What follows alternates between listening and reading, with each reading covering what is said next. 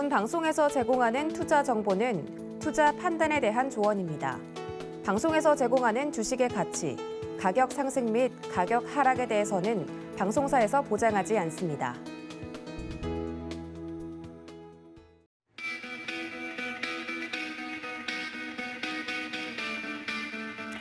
안녕하십니까. 고수익 작전 타임 진행의 도지은입니다. 인플레이션 과연 정점을 찍었나? 간밤에 뉴욕 증시에서 나왔던 여러 가지 해석본들을 보면 관련돼서 인플레이션 지수가 정말 고점을 찍고 앞으로 내려올지 혹은 앞으로 더욱더 증시가 안개 속을 걸을지 많은 이야기들이 나오고 있다고 합니다. 인플레이션 지수가 확인이 됐지만 5월 FOMC 회의 결과에 대해서는 아직 아무도 장담할 수 없는 상태인데요. 이렇게 불안한 증시 속에서 오늘도 장 시작 전에 여러분들을 위한 증시 전략 짜드릴 테니까 저희와 끝까지 함께해 주시기를 바랍니다. 자, 간밤에 뉴욕 증시 같은 경우는 3대 지수 모두 하락을 했다고 하는데요. 어떤 상황인지 바로 체크해 보겠습니다. 외신센터 연결하죠. 네, 안녕하세요. 외신캐스터 박재은입니다. 오늘도 뉴욕 소식들 자세히 안내를 해드리도록 할 텐데요. 간밤 뉴욕 증시는 3거래일 연속 하락 흐름이 연출이 됐습니다. 이 CPI를 소화하는 듯하는 모습이 나타나기도 했지만 장 초반의 상승폭을 반납하는 움직임이 나타난 건데요. 자세한 3대 지수부터 체크를 해보도록 하겠습니다. 먼저 다우존스는 0.26% 밀리면서 34,220선으로 마쳤고 나스닥은 0.3% 빠지는 움직임이 나타났는데요. S&P 500은 0.34% 밀리면서 4,397선으로 거래 마쳤습니다. 이어서 주요 기술주 흐름 체크를 해보도록 할 텐데요. 아무래도 시장이 어둡다 보니까 분위기가 좋지는 못했습니다. 자세히 살펴보면 애플은 1.15% 오르면서 167달러 선으로 거래를 마쳤는데요. 자체 게임 컨트롤러 특허를 등록했다는 소식에 상승한 것으로 풀이되고 있습니다. 이어서 마이크로소프트는 1.12% 조정받았고요. 알파벳 A는 0.86% 내림세로 2,554달러 선으로 거래 마쳤습니다. 다음 장 살펴보도록 하겠습니다. 이어서 기술주 흐름 계속 볼 텐데요. 아마존은 0.22% 밀리는 모습이 나타났고 테슬라는 반면 1.13% 상승하면서 마무리를 지었습니다. 아크우드의 긍정적인 분석이 호재로 작용한 것으로 풀이되고 있습니다. 이어서 엔비디아는 1.88% 오늘도 조정세를 이어가면서 확실히 반도체 쪽 투심이 악화됐다는 점을 확인할 수 있었습니다. 네, 다음 장 살펴보도록 하겠습니다. 먼저 변동성 지수 볼 텐데요. 0.45% 소폭의 내림세로 마무리 지었습니다. 반면 WTI는 6.3% 급등하는 모습이 나타났는데 중국의 코로나 규제 완화 그리고 오펙의 경고 속에서 급등한 것으로 풀이되고 있습니다. 이어서 골드는 1.4% 오르면서 1,976달러 선으로 거래 마쳤는데요. 미국의 물가지표에 한 달 만에 최고치를 기록을 한 점이 눈에 띄고 있습니다. 네, 이어서 특징주 흐름 자세히 살펴보도록 하겠습니다. 먼저 간밤에 실적 발표한 기업부터 체크를 해보도록 할 텐데요. 카맥스는 9%대 급락하는 움직임이 나타났습니다. 매출은 컨센서스를 상회했지만 EPS가 컨센서스를 하회하면서 이런 움직임이 나타난 것으로 보여지고 있고요. 엘버트슨 컴퍼니도 보면 8%대 하락세를 연출을 했습니다. 매출과 EPS는 컨센서스를 상회했는데 경영진이 공급체인 관리를 강화해야 한다고 강조를 하면서 이 소식이 악재로 작용한 것으로 풀이되고 있습니다. 이어서 퍼시픽 가스 앤 일렉트릭 보겠습니다. 3%대 급등하는 모습이 나타났는데요. 캘리포니아주 북부에서 산불이 발생을 했었는데 이에 대해서 지불하는 것을 법적 합의가 이루어졌다라는 소식이 나타난 점 확인을 해보시면 좋을 것 같습니다. 다음 장 살펴보도록 하겠습니다. 에너지 섹터 보도록 할 텐데요. 간밤 국제유가가 상승하면서 상승 연동된 모습이 나타났습니다. 옥시덴털 페트롤리움은 2%대 상승, 대본에너지는 3%대 급등했고요. 마라톤 오일은 4% 넘게 상승을 하면서 26달러 선으로 거래 마쳤습니다. 네, 이렇게 특징주 흐름까지 만나봤고요. 외신들 자세히 살펴보도록 하죠. 네, 간밤에 투자자들이 가장 주목했던 3월의 미국 CPI부터 확인을 해보도록 하겠습니다. Consumer prices rose 8.5% in March, slightly hotter than expected and the highest since 1981. 네, 미국의 3월 물가 상승률이 8.5%를 상승을 하면서 월가의 예상치인 8.4%를 소폭 상회하는 수준으로 마쳤습니다. 하지만 지난 1981년 이후 약 40년 만에 최고 수준에 도달한 건데요. 자세한 내용을 좀 들여다보도록 하겠습니다. 먼저 가장 투자자들이 주목한 부분은 역시 근원 CPI였는데요. Excluding food and energy, so-called core CPI increased 6.5% on a 12-month basis, in line with the expectation. 네, 일단은 근원 CPI부터 살펴보면 전월보다 0.3% 정도 오르면서 다우존스가 집계한 시장 전망치를 하회하는 움직임이 포착이 됐는데요. 이어서 살펴보면 전년 대비로 봤을 때 6.5% 오른 것으로 집계가 됐습니다. 근원 소비자 물가지수가 예상치를 밑돈 점은 시장에 긍정적일 것이다라고 전문가들은 입을 모으고 있는데요.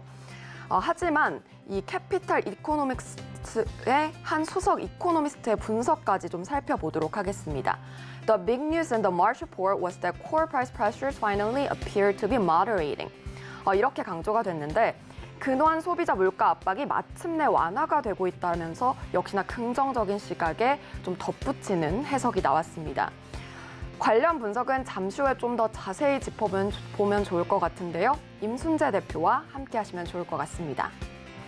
네, 이어서 다음 기사 보도록 하겠습니다. 시장을 움직인 또 하나의 소식이라고 볼 수 있겠는데요. 연준에서 대차 대조표 관련 코멘트를 내놨습니다. Fed's Brainerd rate hikes balance sheet trim to bring down inflation. 네, 나엘 브레이너드 연준 부의장 지명자가 이런 의견을 내놨는데요. 연준이 6월부터 대차 대조표를 축소할 것을 시사를 했고 또 금리 인상도 함께 시사를 했습니다. 자세한 내용을 좀 들여다보도록 하면요. 먼저 1년의 금리 인상과 함께 40년 만에 고인플레이션을 끌어내리는데 도움이 될 것이다라면서 이 조치를 강조를 하기도 했습니다. 브레이나드는 월스트리트저널과의 인터뷰에서 이런 내용을 전달을 하기도 했는데요. 자세한 그녀의 발언을 보도록 하겠습니다. In terms of exactly what the right pace of that set of increases in the policy rate from meeting to meeting, I don't really want to focus on that.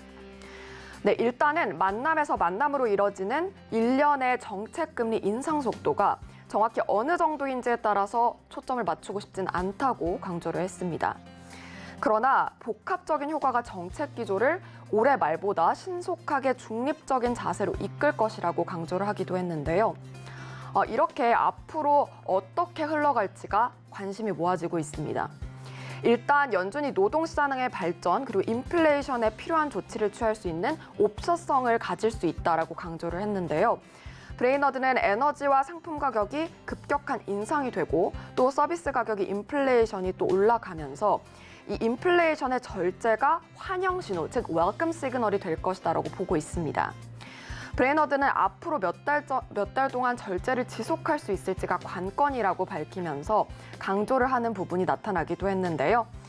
특히 그녀의 코멘트를 자세히 살펴보면 I'll be looking to see whether we continue to see moderation in the months ahead 라고 밝히면서 앞으로의 절제의 추이를 보겠다라고 인플레이션 관련해서 코멘트를 내놨습니다.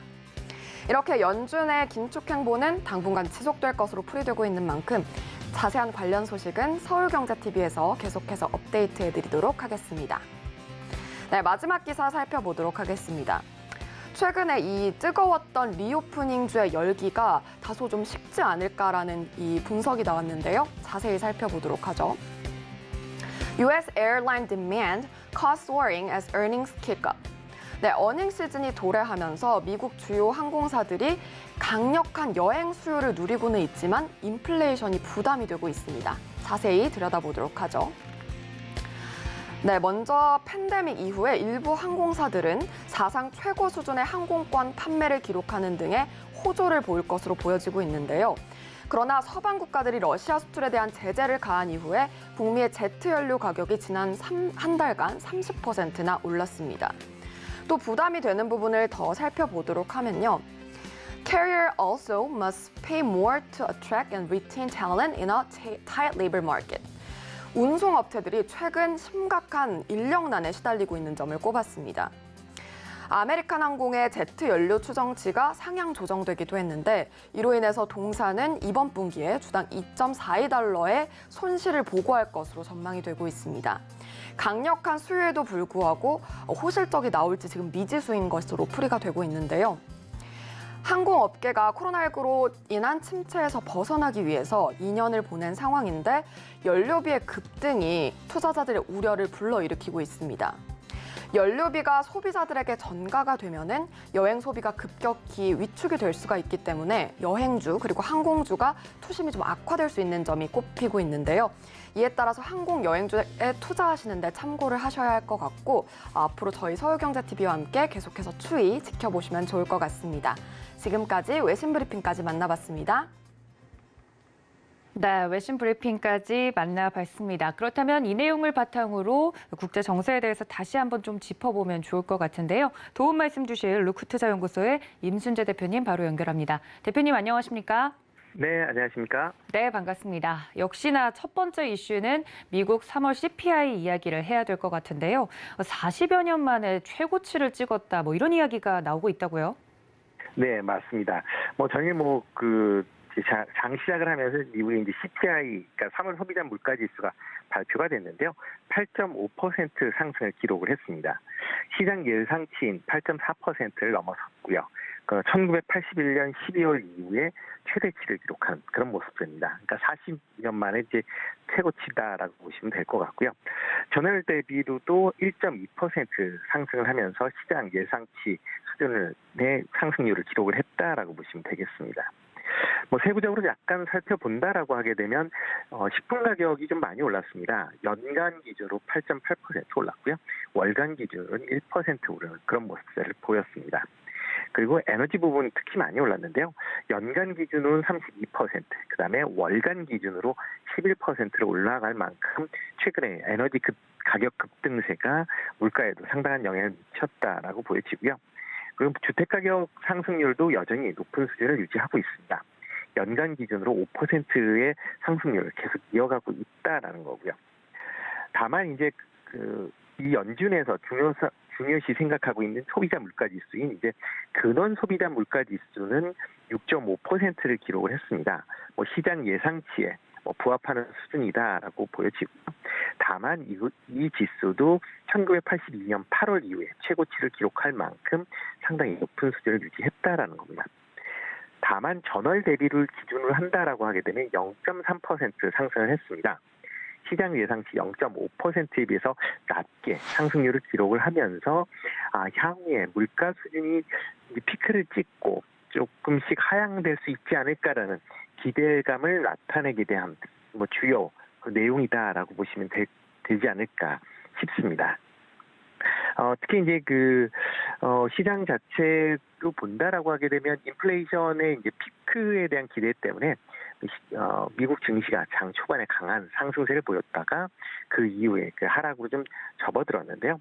이렇게 이제 된 가장 큰 이유가 지금 현재 물가 상승률 자체가 쉽게 꺾이지 않을 것이다라는 그런 인식이 시장에서 좀 아직까지 좀 팽배하지 않을까라는 생각을 하고 있습니다. 최근에 물가 상승률의 가장 큰 원인이 글로벌 원자재 부족 공급난에 따른 영향이다라고 보여지면 되는데요. 현재 우크라이나 러시아 전쟁이 지속되고 장기화되고 있는 상황에서 국제 원자재 가격이 쉽게 하락을 할 것이다라고 받아들이지 않는 그런 분위기다라고 보시면 될 것 같고요. 이런 이제 물가 상승률은 아마도 조금 더 지속되지 않을까. 단순히 이제 3월 달이 피크일 수는 있을지 모르지만 이 수준 자체가 절대 수준 자체가 상당히 높게 유지될 것이다라고 예상을 하고 있습니다. 특히 이제 연준이 지금 CPI 관련된 목표를 2% 정도로 지금 예상을 하고 있는데요. 아마 내년까지도 이런 연준이 목표로 하고 있는 CPI 목표 2%를 초과한 수준이 계속 좀 이어지지 않을까. 라는 생각을 하고 있기 때문에 시장에서는 이런 물가 상승률에 대한 우려가 좀 더 지속되지 않을까라는 생각을 해봅니다. 네, 이와 관련돼서 연준에서도 발빠르게 신속하게 좀 대응을 하겠다라는 이야기가 나오면서 FOMC 5월 회의 결과에 대해서도 빅스텝 시사 가능성이 좀 커지고 있습니다. 여기에 대한 내용도 부탁드립니다. 네, 5월 FOMC 회의에서는 일단 기준금리는 빅스텝으로 올라갈 것이다라고 대부분이 지금 예상을 하고 있는 그런 상황이다라고 보시면 될 것 같습니다. 특히 이제 3월달 FOMC 회의록이 나오면서 기준금리에 대한 부분이 좀 더 뭐 얘기가 나왔고요. 그리고 연준 이사들의 최근에 매파적인 발언을 종합해 본다라고 하게 되면 0.5%포인트 인상은 뭐 기정사실화된 거 아닌가라는 생각을 하고 있고요. 향후에 이제 미국 연준이 기준금리 인상 속도뿐만 아니라 양적 축소라고 보는 QT를 어떤 속도로 어떤 규모로 할지가 아마 시장의 관심사항이 아닌가라는 생각을 해보고 있습니다. 일단 대다수 연준 의원이 연말 기준으로 2.75에서 3.0% 수준의 금리를 전망하고 있는 그런 상황이다라고 보시면 뭐 지금 상황에서 금리가 뭐 추가적으로 더 빠르게 올라갈 것이다. 그렇기 때문에 5월엔 당연히 0.5%를 올릴 것이고요. 향후에 이제 6번 정도의 FOMC가 올해 남게 되는데 이렇게 되면 최소 3번 이상은 비스텝이 불가피한 그런 상황이다라고 보시면 되겠습니다. 그렇기 때문에 연준의 그 기준금리 인상 속도는 계속 빠르게 진행될 것이다라고 예상이 되고 있고요. 그리고 양적 축소 관련돼서도 지금 일단 FOMC 회의에서 QT에 대해서 논의를 한 그런 내용이 나왔습니다.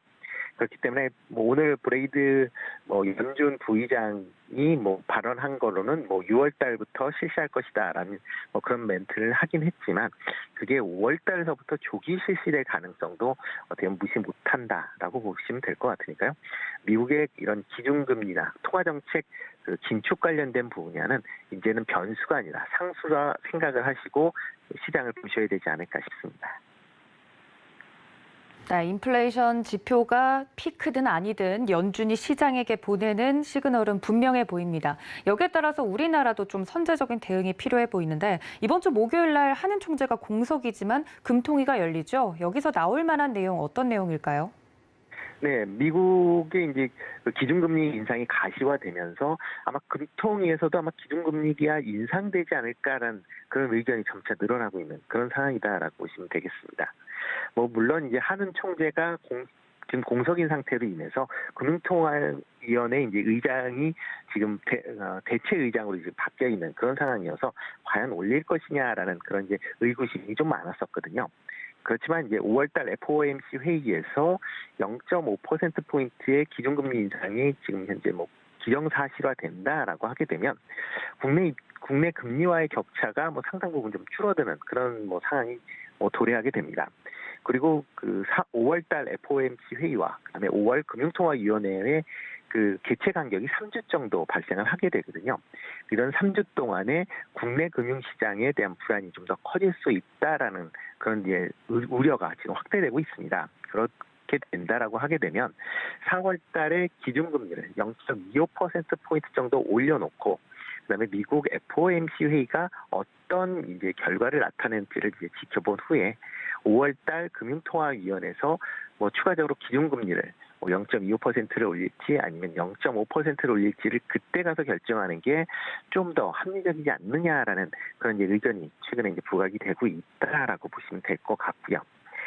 일단 미국의 이제 통화 기축에 관련된 분야가 계속 나와 있는 그런 상황이기 때문에 한은에서도 아마 일단은 이번은 금리를 올리지 않을까라는 생각을 해보고 있습니다.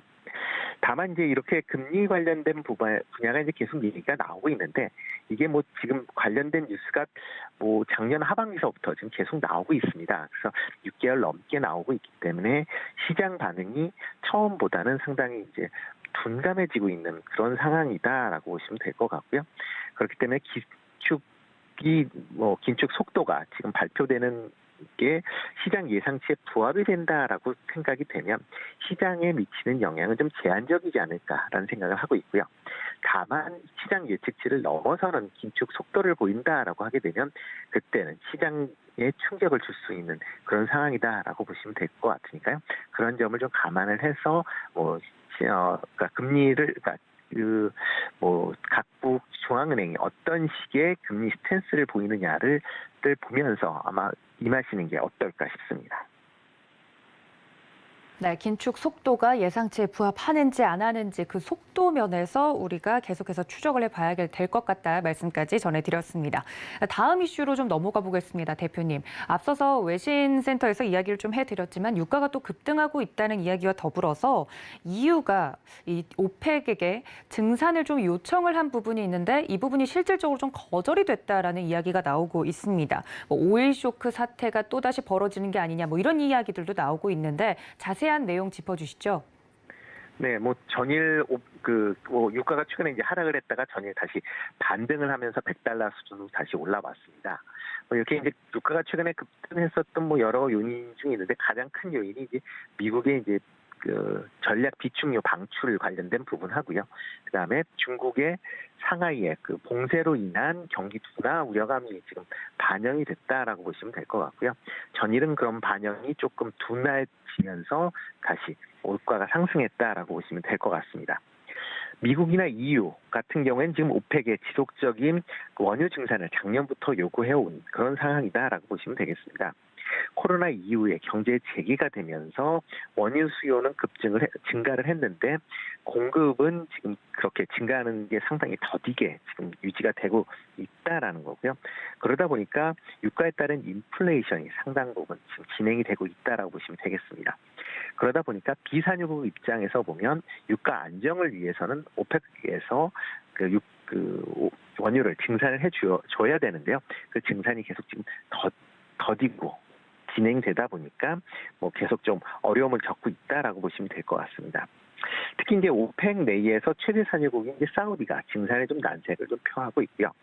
최근에 이제 오펙 플러스 같은 경우에도 사우디나 러시아가 뭐 점진적인 증상 정책을 지금 오공하고 있는 그런 상황이다라고 보시면 되겠습니다. 특히 러시아 같은 경우에는 뭐 우크라이나 러시아 전쟁으로 인한 여러 가지 경제 제재 때문에 서방 국가에선 상당 부분 제재를 가하고는 있지만 오펙 플러스 내에서는 여전히 뭐 중요 산유국으로서의 지위를 유지하고 있고요. 그리고 다른 산유국 같은 경우도 러시아와 뭐 경쟁 관계를 그러니까 불편한 관계를 잇는 거를 조금 좀 안 하고 있는 난색을 표시하고 있는 그런 상황이기 때문에 지금 현재로 또 러시아 입김이 좀 강하게 지금 미치고 있다라고 보시면 될 것 같습니다. 또 하나가 이제 오펙 같은 경우에 지난 코로나에 대한 트라우마가 아직도 뭐 지속되고 있다라고 보시면 될 것 같습니다. 코로나 초기 확산세로 인해서 2000년 4월에 WTI 선물 지수가 마이너스까지 하락했었던 경험을 갖고 있습니다. 그렇기 때문에 과연 코로나 변이가 다시 유행이 돼서 경제 셧다운이 진행이 된다라고 하게 되면 원유 수급이 다시 꼬일 수도 있다라는 그런 불안감을 갖고 지금 그거에 대한 대응을 하고 있는 거 아닐까라는 생각이 들고 있고요. 그렇기 때문에 오펙 플러스 입장에서 보면 지금 원유를 급격하게 증산하는 거는 아마 어렵지 않을까라는 생각이 들고요. 점진적인 증산 스케줄이 계속에 따라서 지금 증산 스탠스는 유지될 걸로 그렇게 예상을 하고 있습니다. 네, 이유는 정말 지금 발등에 불이 떨어져서 빠르게 좀 증산을 해주길 요구하고 있지만 오펙은 굉장히 좀 자기들이 어떻게 컨트롤할 수 있는 사항이 아니다라고 선을 그은 것으로 해석이 되고 있는데 또 미국 이야기도 해봐야 될 것 같습니다. 바이든 대통령 같은 경우는 이렇게 석유 가격이 급등하는 것에 대해서 그걸 잡으려고 열심히 노력을 하고 있는데 특히나 친환경적인 걸 강조했음에도 불구하고 그걸 좀 반하는 휘발유 거래까지 한시적으로 허용하는 등 추가 관련된 대책을 공개하고 있다고 합니다. 바이든의 생각대로 석유 가격을 좀 잡을 수 있을지 궁금한데 관련돼서 미국은 어떤 입장을 좀 취하고 있나요? 네, 뭐 미국 같은 경우에 최근에 이제 물가 상승률에 대한 부분이 상당 부분 이게 경제에서 정치적인 영역으로까지 이제 확대되고 있다라고 보시면 될 것 같습니다. 뭐 미 바이든 정부 같은 경우에 지지율이 최근에 계속 좀 하락세를 보이고 있는데요. 그 가장 큰 이유가 인플레이션에 대한 우려감이다라고 보시면 될 것 같습니다. 그렇기 때문에 바이든 정부에서는 인플레이션을 잡기 위해서 가장 첫 번째 해야 될 게 유가 가격의 안정세다라고 생각을 하고 있는 것 같고요. 그렇기 때문에 대규모의 전략 비축유를 방출하는 그런 정책을 최근에 계속 실시를 하고 있습니다. 뭐 익히 알려있듯이 지금 일일 100만 배럴씩 6개월 동안 전략 비축률을 1억 8천만 배럴 정도 방출하겠다라는 그런 발표를 지금 하고 있는 그런 상황이고요. IEA 회원국들을 통해서도 각국의 전략 비축률을 방출해야 한다라는 그런 결정을 유도할 만큼 상당 부분 강하게 그런 지금 유가를 잡기 위한 노력을 하고 있다라고 보시면 될 것 같습니다. 이에 더불어서 지금 세일 석유에 대한 부분도 지금 다시 지금 얘기를 좀 하고 있는 그런 상황입니다. 특히 이제 세일 석유 같은 경우에는 그 코로나가 이제 확대가 되면서 그 유가 하락을 한 그 시점에서 파산한 업체들이 상당히 많이 늘어났고요. 그 이후에 또 탄소 배출 감축에 따른 그런 이슈가 불거지면서 세일가스 쪽의 투자가 상당 부분 지금 중단이 돼 있는 그런 상황이다라고 보시면 될 것 같습니다. 그런데 최근 들어 이런 이제 세일가스에 대한 투자가 다시 좀 재개되는 그런 모습을 보이고 있습니다. 그 이유 중에 가장 큰 이유는 미국 입장에서 보면 에너지난으로 인해서 지금 석유나 천연가스 채굴을 지금 독려하고 있는 그런 상황이다라고 보시면 될 것 같고요. 지금 당장의 에너지 문제 해결을 위해서 탄소 배출 관련된 부분이 조금 정책을 완화할 수 있다라는 그런 시그널이 시장에 미쳤다라고 보시면 될 것 같습니다. 그렇지만 이러한 이제 미 정부의 노력에도 불구하고 유가는 아마 당분간은 좀 더 강세가 이어지지 않을까라는 생각을 좀 해보고 있습니다. 단기적으로 러시아산 원유를 대체할 만큼의 추가적인 원유 생산량을 늘리는 방법이 지금 없다라는 거고요. 특히 러시아에 대한 이제 경제 제재 관련돼서 지금 EU가 러시아산 에너지에 대한 수입을 금지하느냐 마느냐라는 얘기가 다시 지금 불거지고 있는 그런 상황입니다. 특히 이제 미국 같은 경우는 이제 러시아산 원유를 지금 금지하고 있는데 그 이유는 미국 같은 경우에 구입 에너지 중 러시아산 부분이 이제 3%에 불과합니다. 그렇기 때문에 3% 정도 되면 다른 산유국을 통해 대체가 가능한 그런 수준인데요.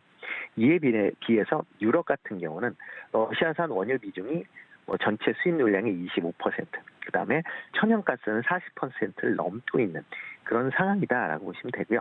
특히 독일 같은 경우는 가스 수입의 55%를 러시아산을 지금 차지하고 있고요. 원유의 3분의 1도 러시아산을 공급을 받고 있습니다. 그렇기 때문에 이런 국가들 입장에서 보면 러시아산의 경제 제재를 원유에 대해서 경제 제재를 한다라는 것은 국내 경제에 상당한 어려움을 초래할 수 있다라는 게 가시적으로 이제 확인이 될 수 있다라는 거 그런 상황입니다.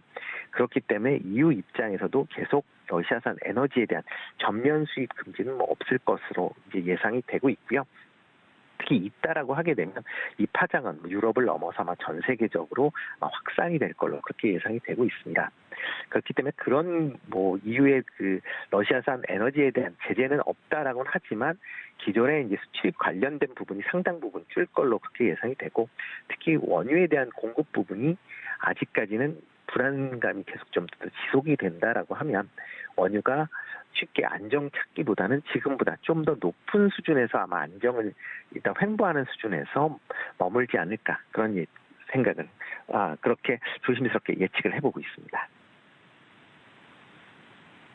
네, 미국도 유럽도 러시아산 원유를 쓰고 싶지 않은데 그게 힘들어 보입니다. 관련돼서 이슈를 체크해봤고요. 마지막 이슈가 될 것 같습니다. 중국의 코로나19 이슈를 전 세계가 또 주목하고 있는 상황인데요. 봉쇄가 연장되고 있다고 하는데 국내 증시에도 분명히 영향이 있을 것 같습니다. 이 부분은 어떻게 보시나요? 네, 상하이 이제 제로 코로나 정책으로 이제 도시 봉쇄가 이루어지고 있는데요. 최근 들어 이제 일부를 지금 해제하고 있다라고 얘기는 나오고 있습니다. 그렇지만 여전히 많은 지역에서 봉쇄가 좀 지속이 되고 있고요. 그러다 보니까 관련된 주요 생산 업체들이 공장 셧다운이 진행 중이다라고 보시면 되겠습니다. 특히 이제 상하이 경제권에 속해 있는 장쑤성, 그다음에 저장성, 안의성 등이 전체적으로 영향을 받고 있다라고 보시면 될 것 같고요. 이 지역의 이제 경제 생산량 자체가 중국 전체의 35%를 차지할 만큼 상당히 중요한 지역이다라고 보시면 되겠습니다. 이런 상황에서 셧다운은 중국 이 해당 지역뿐만 아니라 중국 전체의 경제를 상당 부분 어렵게 만들고 있는 그런 상황이다라고 보시면 되겠습니다. 그러다 보니까 각국의 국제기구나 그다음에 글로벌 투자은행이 중국의 경제 성장률을 최근 하향 조정을 하고 있는 그런 모습입니다. 대표적으로 이제 세계은행 같은 경우는 기존 5.5%에서 5.0%로 올해 중국 성장률을 이제 낮춰서 이제 전망을 했고요. 모건 스탠리 같은 경우도 5.1에서 4.6%, 그다음에 UBS 같은 경우도 5.4에서 5.0%로 하향 조정을 했습니다. 만약 이제 코로나 그 상황이 좀 더 지속된다라고 하게 되면 아마 중국의 경제 성장률은 더 떨어질 수밖에 없을 걸로 그렇게 예상이 되고요.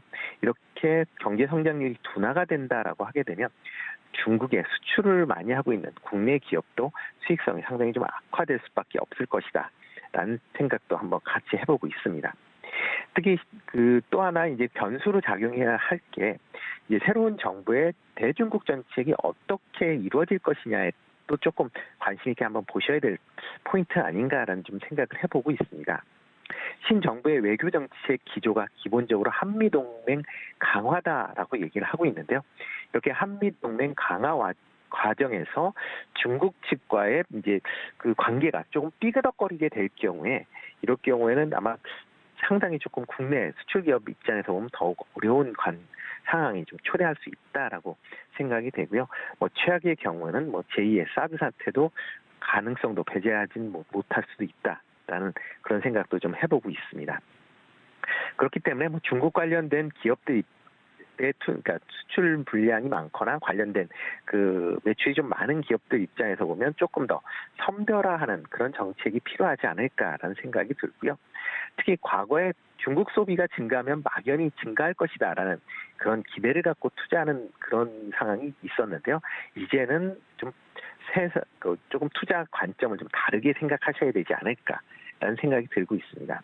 특히 중국의 비관세 장벽이 상당히 높게 존재를 하고 있는 그런 상황이기 때문에 지금 현재 중국이 경제 부양책을 한다라고 해도 해외 기업들이 중국 내에서 받아들일 수 있는 그런 부분 상당 부분 제한될 수밖에 없다라는 거 감안하셔야 될 것 같고요. 대표적으로 게임 업체 같은 경우 최근 중국 내자 판호가 지금 45개가 오픈이 되면서 기대감을 갖고는 있지만 해외 판호에 대한 부분은 여전히 불허로 지속되고 있는 상황이고요. 특히 탄센트를 비롯한 대형 이런 게임 업체의 판호는 지금 국내 판호도 내주지 않고 있는 그런 상황입니다. 그렇기 때문에 게임주에 대한 막연한 기대는 조금 더 지켜보셔야 될 걸로 그렇게 예상이 되고요. 특히 화장품 관련된 부분도 여러 가지 지금 제한 조치들이 좀 증가를 하고 있습니다. 특히 화장품 성분에 전성분을 표시 의무화한다라는 그런 것 때문에 국내 화장품 관련된 주도 조금 주시하셔야 될 것 같고요. 또 하나가 중국의 소비 수준에 맞춘 업종이나 기업 선택이 좀 중요하다라고 보여집니다. 특히 중국 경제 성장에 따라서 소비자들의 구매 패턴이 상당히 좀 확연히 과거와 바뀌었다라고 보시면 될 것 같고요. 특히 그 부유층과 주링허우 사이에 껴있는 그 국내 그 기업 중저가 제품을 중국에 수출하는 기업들 입장에서 보면 지금 특히 그 주 타겟인 중밍허우, 그러니까 중국의 이제 MZ 세대라고 얘기를 하고 있죠. 중저가 브랜드는 중국 브랜드에 대한 선호도가 상당 부분 강화되고 있다라는 걸 감안한다라고 하면 조금 이 화장품 관련돼서 특히 중저가 제품을 중국에 수출하는 업체에 대해서는 투자에 대해서 좀 더 신중하게 접근하시는 게 어떨까라는 생각을 해봅니다. 네, 중국 관련 이슈까지 짚어봤습니다. 지금까지 루크투자연구소의 임순재 대표님과 함께했습니다. 대표님 고맙습니다. 네, 고맙습니다. 네, 중국 관련된 이슈에 대해서는 다음 분과 함께 더 깊은 이야기 나눠보도록 하겠습니다. 메리츠증권 황혜수 차장님 연결되어 있습니다. 차장님 안녕하십니까? 네, 안녕하세요. 네, 반갑습니다. 첫 번째 이슈로 앞서 말씀을 드렸던 중국 관련 이슈를 짚어볼 수밖에 없을 것 같은데요. 봉쇄가 좀 장기화되고 있다라는 이야기가 들려오면서 미국 같은 경우는 아이폰 생산을 하는 그 기지를 관련돼서를 인도로 좀 옮기겠다 이런 이야기가 나올 정도로 전 세계 경제에 좀 영향이 좀 크다고 합니다. 관련돼서 차장님께서 보고 계시는 작전 어떻게 짜고 계실까요? 우선 말씀해 주신 대로 어떤 중국 봉쇄가 장기화될 것이라는 우려감이 최근에 시장을 발목을 잡는 요인 중에 하나로 또 작용을 했는데요. 하지만 전일 같은 경우 상해 지역의 봉쇄가 43% 정도 완화되었다는 소식을 발표를 하면서 이번 주에 그 중국에 있는 공장의 생산 재개도 기대해 볼 수 있는 상황이다라는 점에서 약간은 긍정적인 시그널이 나오고 있다라고 보실 수가 있겠습니다. 중국의 이런 그 코로나19 제로 코로나 정책으로 봉쇄함에 따라서 그 완성차 업종 그리고 전기차 업종에 대한 우려감 역시 확산이 되는 그런 분위기였는데요. 하지만 전일 발표된 어떤 3월에 그 중국의 자동차 생산은 그 데이터는 계속해서 상승하는 증가하는 모습이 나타나기 시작했고 이는 반도체 수급난이 완화가 되면서 4개월 연속 전년 대비 증가세를 기록한 것이 고무적이다라고 말씀드릴 수가 있겠습니다. 따라서 그 물론 이런 그 봉쇄 사태가 장기화될 경우에는 완성차라든지 그 IT 업종에도 전반적으로 그 다시 한번 공급망 이슈가 작용될 수 있지만 최근의 데이터를 봤을 때 아직까지 그렇게 우려할 만한 상황은 아니다라고 보실 수가 있겠고요. 전기차 같은 경우에는 이제 테슬라의 중국 공장 판매가 전체 글로벌 판매 대수의 한 60% 이상의 비중을 차지하고 있는데 아까도 말씀드렸지만 계속해서 그 중국 공장에서 생산되는 완성차라든지 전기차 생산 대수는 아직까지 감소하고 있지 않고 오히려 증가하는 추세가 유지가 되고 있기 때문에 그렇게 크게 우려할 만한 상황은 아직까지는 아니다 이렇게 보시면 될 것 같습니다. 네, 중국 봉쇄 장기화에 따라서 혹시나 전기차 업종에는 어떤 영향이 있을지 궁금해하셨을 투자자분들께 답을 좀 드린 것 같습니다. 두 번째 질문으로 좀 넘어가 보도록 하겠습니다. 실적 시즌이라는 게 좀 체감이 잘 안 될 만큼 실적이 주가에 좀 반영이 되지 않는 모습들이 종종 나오곤 있는데요. 특히 개인 투자자들이 많이 가지고 있는 삼성전자 얘기 안 할 수가 없을 것 같습니다. 단도직입적으로 좀 여쭤보죠. 반등할 수 있을까요? 최근 그 삼성전자 같은 경우 다른 글로벌 반도체 업체들도 마찬가지로 굉장히 어닝 시즌에 돌입하면서 컨센서스를 상회하는 호실적들을 발표를 했는데 삼성전자뿐만 아니라 뭐 TSMC라든지 마이크론 같은 경우도 계속해서 주가가 약세되는 모습이 보여지고 있습니다. 한 달 정도 이후에는 하지만 삼성전자 같은 경우 주가가 현재 주가보다는 높은 상황으로 유지될 가능성이 높다라는 점을 우선적으로 말씀을 드리겠고요. 이는 최근에 어떤 이런 반도체 업체들의 주가가 하락하고 있는 것이 펀더멘탈적인 측면보다는 그 인플레이션에 대한 우려감이 그 매크로 환경이 계속해서 비우호적으로 작용을 하면서 그 반도체 업체들의 주가가 하락하였기 때문이다라고 이유를 말씀드릴 수가 있겠는데요. 연일 어떤 신저가를 계속해서 나타내면서 투심은 계속해서 악화되는 모습이 나타나고 있지만 어떤 이런 인플레이션에 대한 우려감이 둔화되는 시그널이 확인이 된다면 그만큼 주가 상승 탄력도도 높은 업종이 될 수 있다는 점에서 향후 물론 지금 구간에서는 조금 힘든 구간을 지나고 있지만 중장기적인 측면에서는 충분히 매력도가 높은 가격대고 상승할 수 있는 여력도 충분한 업체다 이렇게 말씀을 드리겠습니다. 네, 그렇군요. 관련돼서 이 삼성전자 같은 종목들은 특히나 사이클을 타는 기업이기 때문에 많은 투자자들이 그래도 가지고 있으면 오르겠지라는 막연한 믿음을 갖고 있는 경우가 있는 것 같은데 그러면 추가 매수 관점에 대해서는 어떻게 보시나요? 지금 어제 같은 경우 이제 그 가장 큰 트리거라고 할 수 있는 점이 인플레이션 둔화에 대한 그런 시그널이라고 말씀을 드렸는데요. 저는 미국의 CPI 지수가 발표가 되면서 물론 시장의 컨센서스보다는 높은 그런 CPI 지수가 발표가 됐지만 핵심 물가 지수는 훨씬 낮은 지수가 발표가 되면서 미국 시장 나스닥 시장에 한때 2% 가까이 상승했었던 모습이 있었습니다. 이런 그 인플레이션 둔화에 대한 그런 수치가 계속해서 나타나게 된다면 삼성전자 역시 가장 크게 반등할 수 있다라고 말씀드릴 수 있겠고요. 현재 구간에서는 밸류에이션 측면에서 단순 계산으로 봤을 때 충분히 부담 없이 매수하실 수 있는 가격대다라고 말씀을 드리겠고 다만 매크로 환경의 주식시장이 아직까지 그렇게 우호적이지가 않기 때문에 매수를 하신다면 철저하게 분할 매수 전략으로 접근하시는 것이 유효하겠다 이렇게 말씀을 드리겠습니다.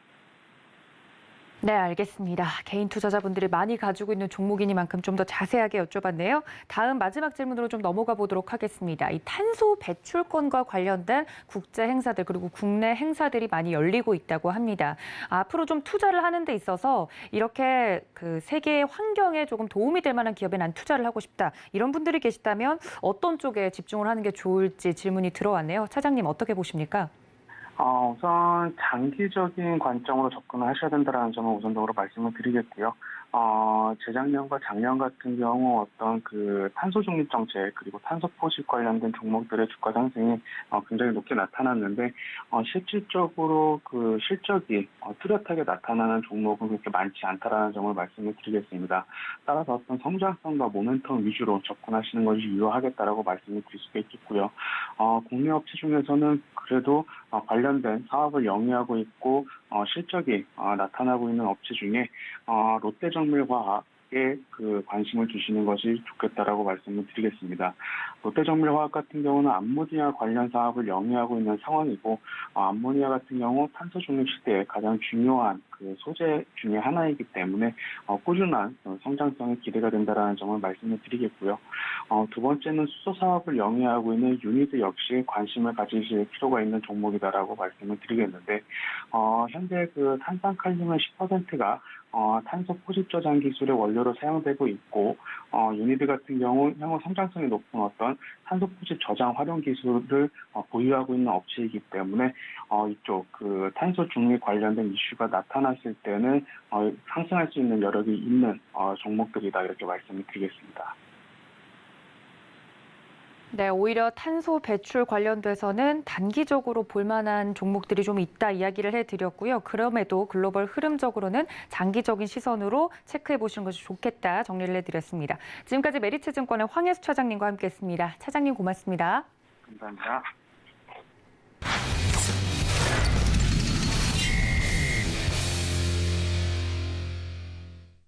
네, 국내 증시 작전 이번엔 글로원 파트너스 이성웅 이사님과 함께합니다. 이사님 안녕하십니까?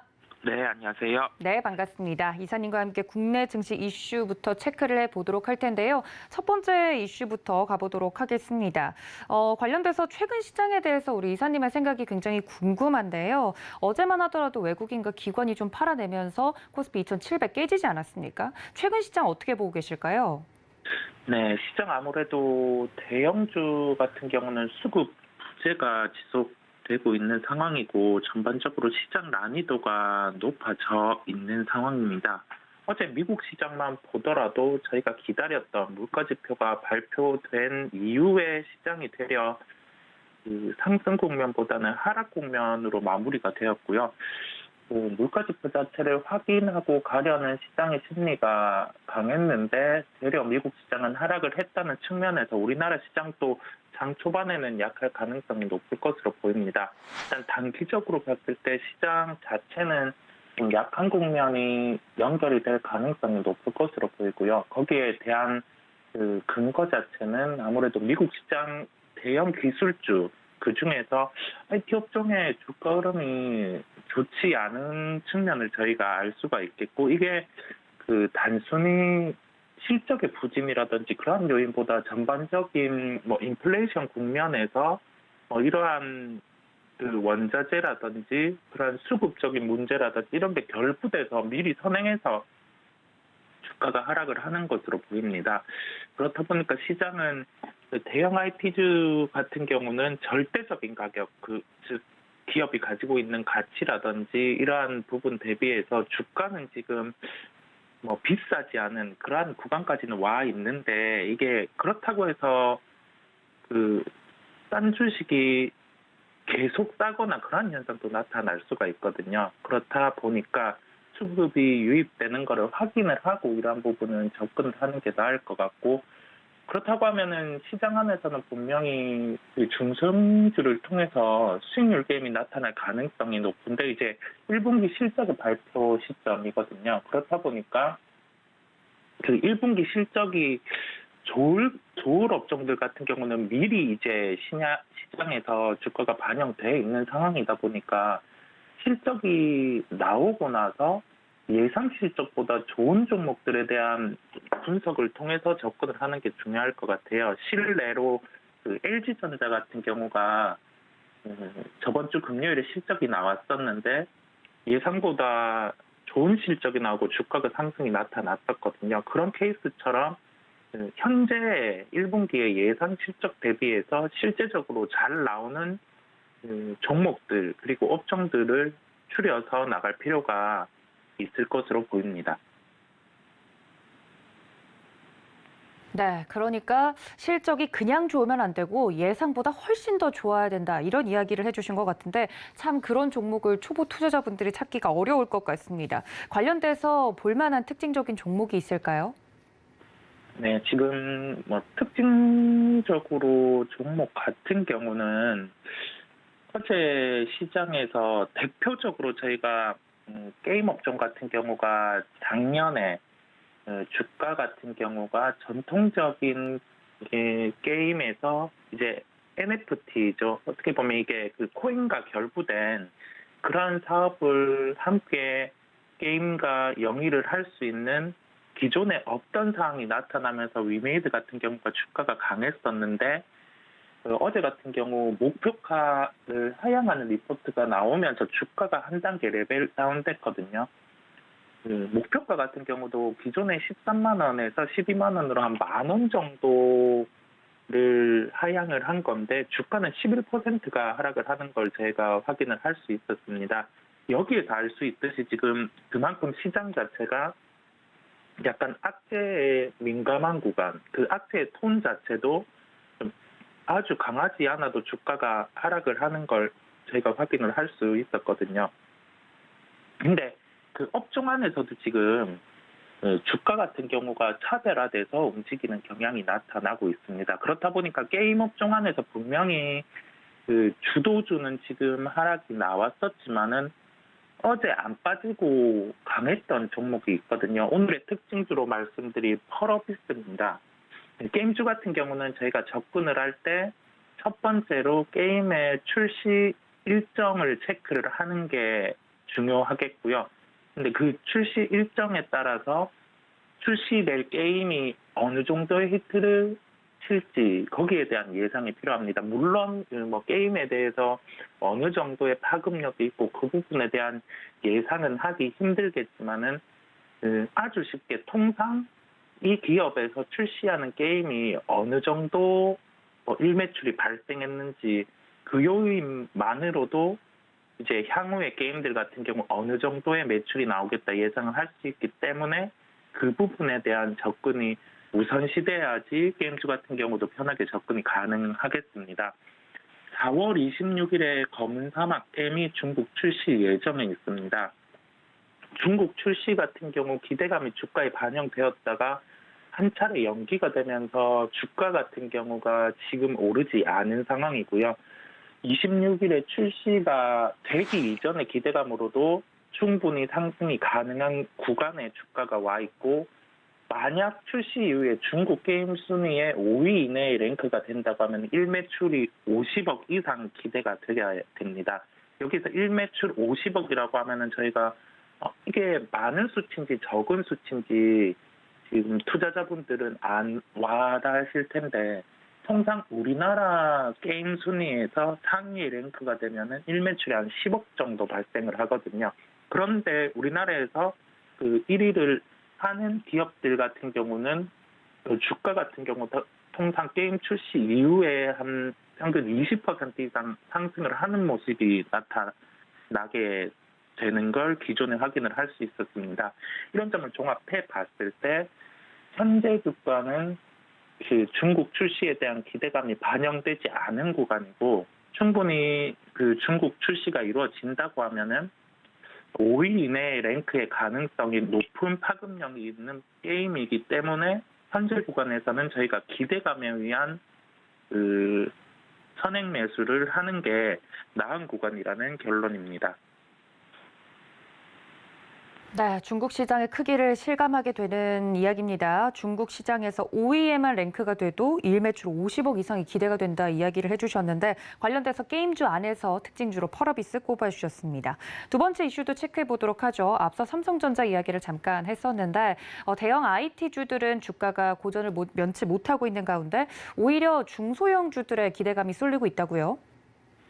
네, 지금 대형 IT주들은 좋지 않은데 IT 소재나 비메모리 반도체 쪽에 관련된 종목들이 실적이 잘 나오고 있거든요. 특히 1분기 실적 발표한 ISC라는 소켓과 관련된 아니면 이에 관련된 뭐 비메모리라든지 이에 소모품과 관련된 기업이 별도 기준으로 영업이익이 40.5%가 나타났습니다.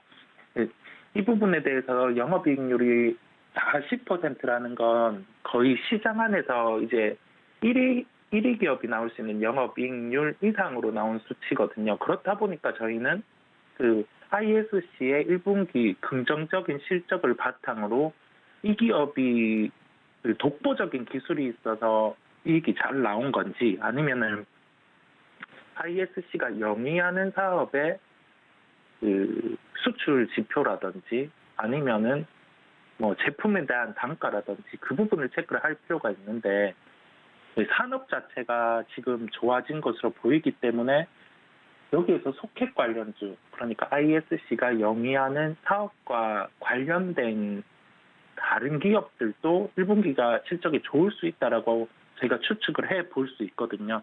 그렇다 보니까 현재 구간에서 소켓 관련주들의 실적 기대감이 높아지는 구간으로 보입니다. 네, 그렇다면 볼만한 오늘의 특징주는 뭘까요? 네, 기존에 말씀드린 기업이었어요. TS3를 한 번 더 말씀드릴 텐데요. 그때 제가 말씀을 드릴 때는 이제 월별 수출액이 올라오고 있고, 여기에서 리노공업이라든지 ISC 같은 경우가 월별로는 수출이 약간 꺾이는 흐름이 있었는데, 그 전체적인 수출 데이터가 올라왔다 보니까 그 소켓과 관련된 사업을 영위하는 기업을 TS를 말씀드렸는데, 오늘 한 번 더 말씀드리는 이유가 주가가 저희가 절대적인 수치로는 그때 대비 상승을 해 있지만은 1분기 실적이 ISC가 너무 잘 나왔거든요. 영업이익이 40.5%라는 거는 같은 산업의 1등 기업 정도 이상의 실적이 나온 거기 때문에 그 TSE도 프로브카드라든지 소켓의 판매를 하는 사업을 영위를 하고 있습니다. 그렇다 보니 저희가 연결해서 TSE도 1분기 실적이 시장의 예상보다 많이 좋을 수 있겠다라고 생각을 해볼 수 있거든요. 그렇다 보니까 이러한 측면에서 현재 구간에서 기존보다 주가가 상승을 해 있지만은 1분기 실적에 대한 기대감을 가지고 추가적으로 접근을 해보는 게 나은 구간이라는 결론입니다. 네, 다시 한번 강조해 주신 TSE 이야기까지 들어봤습니다. 지금까지 글로원 파트너스 이성웅 이사님과 함께했습니다. 이사님 고맙습니다. 네, 감사합니다. 네, 오늘 저희가 준비한 소식 여기까지입니다. 본 방송에서 제공해 드린 정보는 투자 판단에 대한 조언일 뿐 해당 주식의 가치나 수익률을 보장하고 있지 않다는 점 알려드리면서요. 저는 잠시 쉬었다가 매매 시그널 시간으로 돌아오겠습니다. 시청해 주신 여러분 고맙습니다.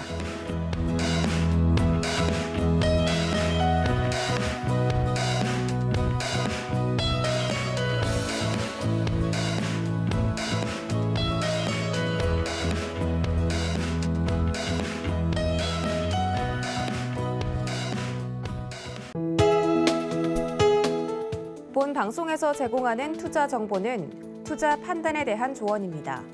방송에서 제공하는 주식의 가치, 가격 상승 및 가격 하락에 대해서는 방송사에서 보장하지 않습니다.